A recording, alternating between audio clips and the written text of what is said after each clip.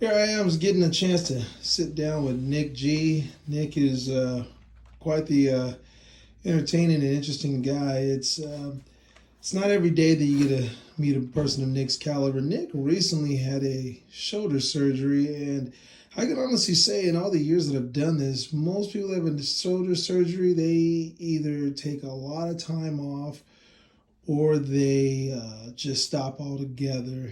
And Nick actually is the first person I've ever encountered that got a shoulder surgery and wanted to keep finding ways to figure out how to, keep his fitness up there. So, Nick, my first question for you, honestly, is just when you got the shoulder surgery and the doctor was kind of talking to you about things you could do, what made you decide that you were going to keep going after your fitness?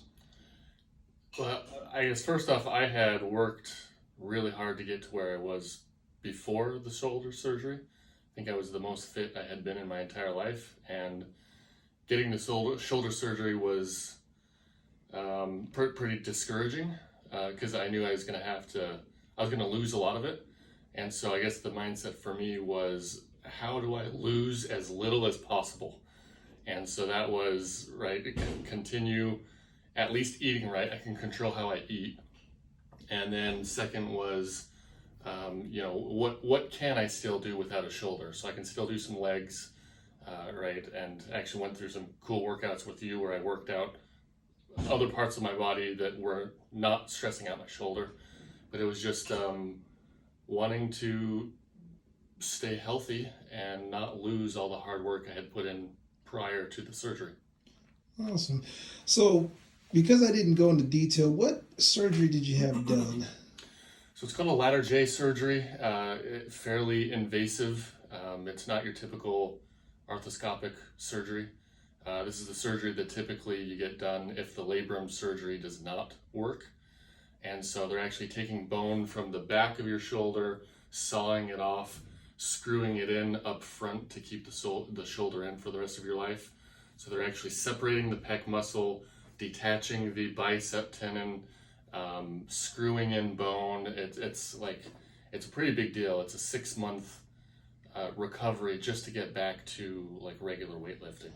Okay, so now you've been doing some regular weightlifting. What's that time frame now? Yeah, so because I've worked pretty dang hard, I go to my physical therapy my twice a week. They give me things to do at home, and I actually do them.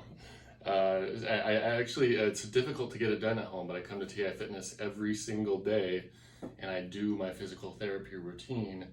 And because I've kept up really well on the stretching and the range of motion and all that kind of stuff, I'm at a point now where I'm 4 months in, and the surgeon just released all weight restrictions, and they've said I can now do whatever my body tells me I can do. So I'm being careful and taking it slowly, but now we're creeping up in weights. That is fantastic, Nick. And again, everybody, I just wanted you to know, Nick here, he's not telling you something that is impossible to do. He's just telling you that it requires discipline and structure. And Nick is the epitome of that. And that's why he was our client highlight of the month. Cool. Thank you very much. I'll tell you, there were discouraging moments for sure to start to lose some of the definition in my abs and pecs. And it messed with my mind a little bit, but you got to kind of make a choice. And I'll definitely say that I was not prompted to say this at all, but like coming to TI Fitness, having great trainers and great people to work out alongside was, I would say, 75% of what kept me going to be able to do what I've done. So I appreciate it. You're the man, Nick.